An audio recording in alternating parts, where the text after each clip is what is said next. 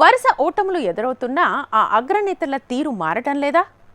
ఓవైపు అసెంబ్లీ ఎన్నికల్లో ఓటమి, మరోవైపు పార్లమెంట్ ఎలక్షన్స్లో పరాజయం ఎదురైనా పార్టీలో సమీక్ష కరువైందా?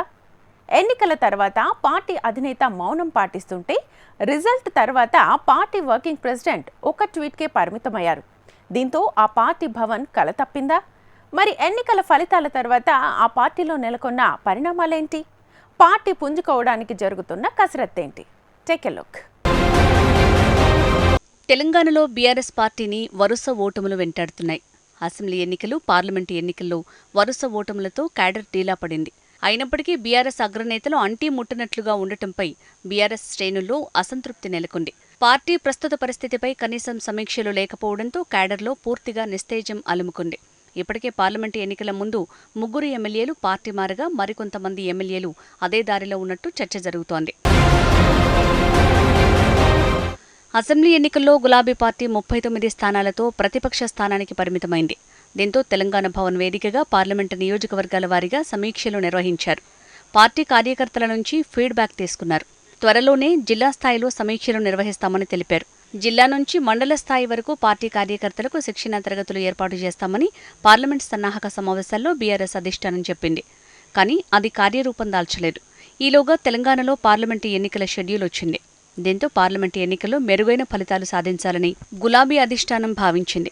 తీరా ఫలితాల తర్వాత బీఆర్ఎస్కు ఒక్క సీటు దక్కలేదు. రాష్ట్రంలో 17 పార్లమెంటు సీట్లకు పోటీ చేసిన గులాబీ పార్టీ అన్ని స్థానాల్లోనూ ఓడిపోయింది. 8 లోక్సభ స్థానాల్లో డిపాజిట్లు కోల్పోయింది. దాదాపుగా తన ఓట్ల శాతాన్ని సగానికి పైగా కోల్పోయింది. దీంతో ఒక్కసారిగా బీఆర్ఎస్ సైలెంట్ అయింది. బీఆర్ఎస్ వర్కింగ్ ప్రెసిడెంట్ కేటీఆర్ తమ పార్టీ ఓటమిపై ట్వీట్కు పరిమితమయ్యారు. ఇక గులాబీ అధినేత కేసీఆర్ ఫలితాల తర్వాత ఫామ్ హౌస్కి పరిమితమయ్యారు. దీంతో తెలంగాణ భవన్ కళ తప్పిందనే టాక్ వినిపిస్తోంది. ముఖ్య నేతలెవరూ తెలంగాణ భవన్కు రావటం లేదట. కార్యకర్తలు సైతం తెలంగాణ భవన్ వైపు రావటం లేదనే చర్చ జరుగుతోంది. పార్లమెంటు ఎన్నికల్లో ఓటమిపై ఇప్పటివరకు తెలంగాణ భవన్ వేదికగా సమీక్షలు లేకపోవడంపై బీఆర్ఎస్ శ్రేణుల్లో అసంతృప్తి వ్యక్తమవుతోంది. తొలిసారి లోక్సభలో బీఆర్ఎస్ ప్రాతినిధ్యం కోల్పోయింది. దీంతో పార్టీని తిరిగి గాడిలో పెట్టాలంటే సమీక్ష చేయాలనే భావన వ్యక్తమవుతోంది. అసెంబ్లీ, పార్లమెంటు ఎన్నికల్లో పోటీ చేసి ఓడిపోయిన అభ్యర్థులతో సమీక్ష ఏర్పాటు చేస్తే క్షేత్రస్థాయిలో పరిస్థితులతో పాటు ఓటమికి కారణాలు తెలుసుకునే అవకాశం ఉంటుందనే భావన గులాబీ పార్టీలో వ్యక్తమవుతోంది. అసెంబ్లీ ఎన్నికల్లో ఓటమి తర్వాత పార్టీ నిర్మాణంపై స్పెషల్ ఫోకస్ పెడతామని అధిష్టానం చెప్పింది. కానీ ఇప్పటివరకు కార్యరూపం దాల్చలేదు. పార్టీ కమిటీలని రద్దు చేసి నూతన కమిటీల నియామకం ద్వారా పార్టీలో జోష్ నింపే ప్రయత్నం చేస్తామని కారు పార్టీ అగ్రనాయకత్వం హామీ ఇచ్చింది. పార్టీ ప్లీనరీ నిర్వహించుకుని ఎన్నికలపై సమీక్షలు చేద్దామని అధినేత కేసీఆర్ చెప్పినప్పటికీ ప్లీనరీపై ఇంకా క్లారిటీ రాలేదు.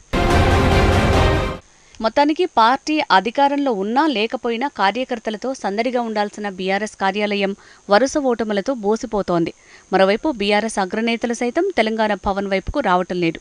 రాష్ట్రంలో 10 ఏళ్లు అధికారంలో ఉన్న గులాబీ పార్టీ తిరిగి పూర్వ వైభవం సాధిస్తుందా లేదా చూడాలి.